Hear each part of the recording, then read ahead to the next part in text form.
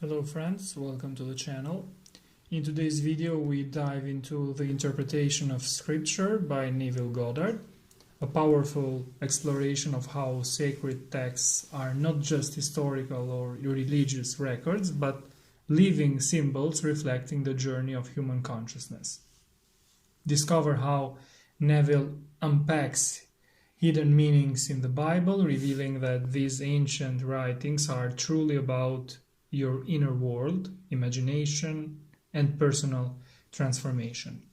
Stay tuned to unlock the spiritual secrets behind the scriptures and learn how to apply them to create real change in your life. Goddard writes, "Man decree a thing, and it will come to pass. Man has always decreed that which has appeared in his world. He is today decreeing that which is appearing in his world, and he shall continue to do so as long as man is conscious of being man.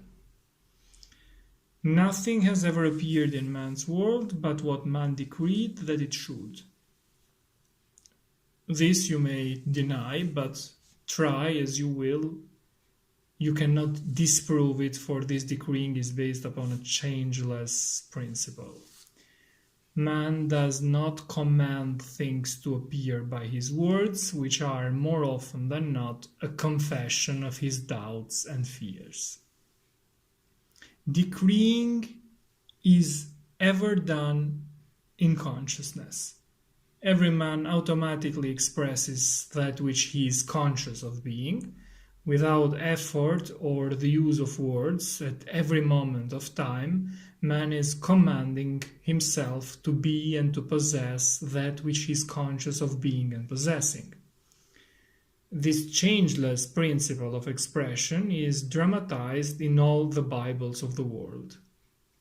The writers of our sacred books were illumined mystics, past masters in art or psychology.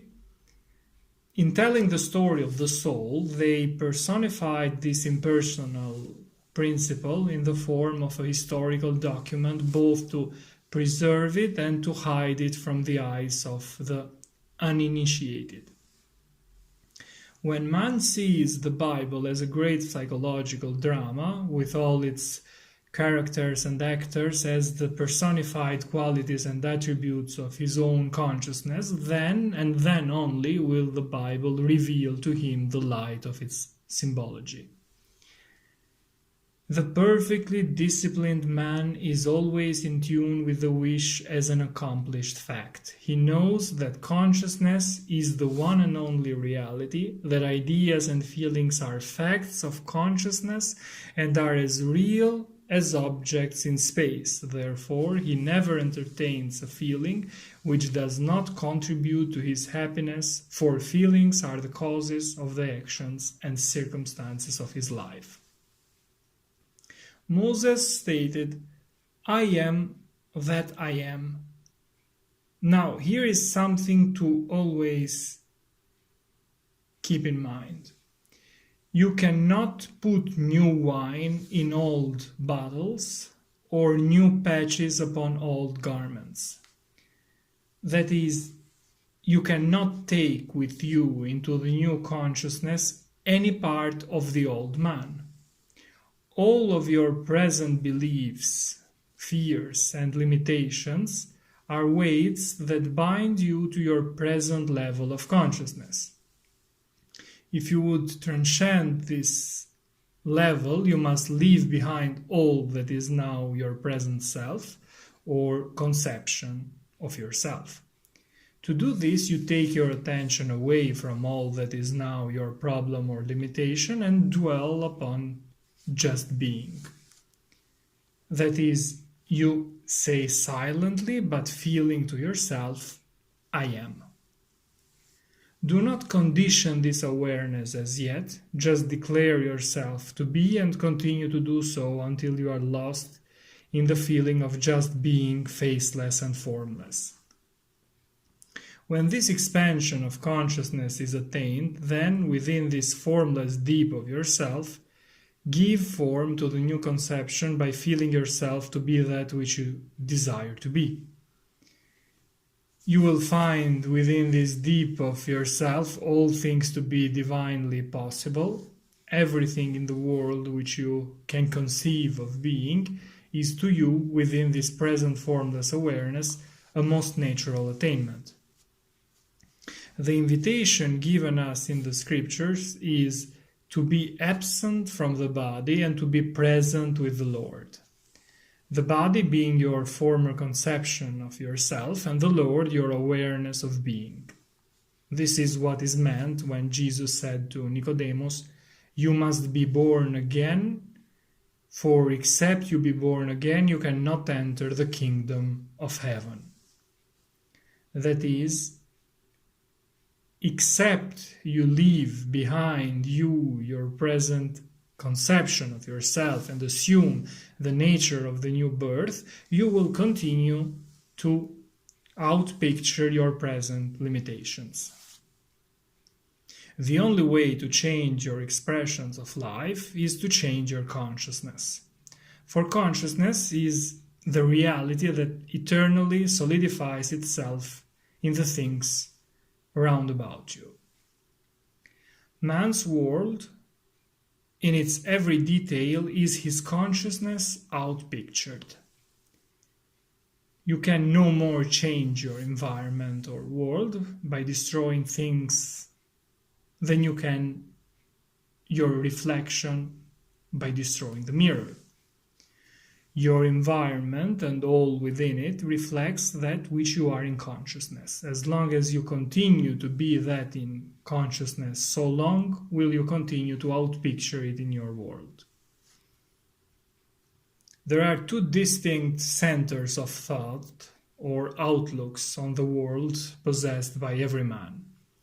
The Bible speaks of these two outlooks as natural and spiritual.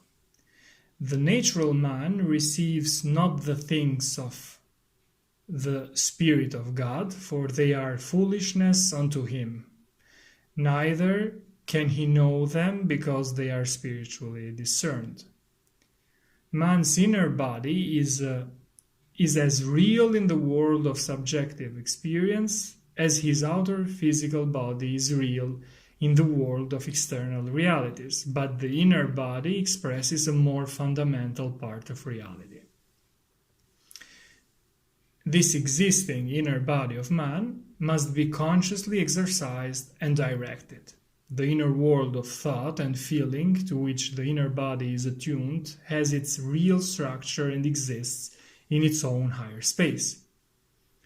According to Goddard, there are two kinds of movement, one that is according to the inner body and another that is according to the outer body.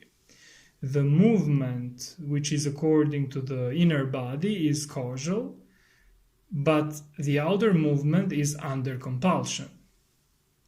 The inner movement determines the outer, which is joined to it, bringing into the outer a movement that is similar to the actions of the inner body.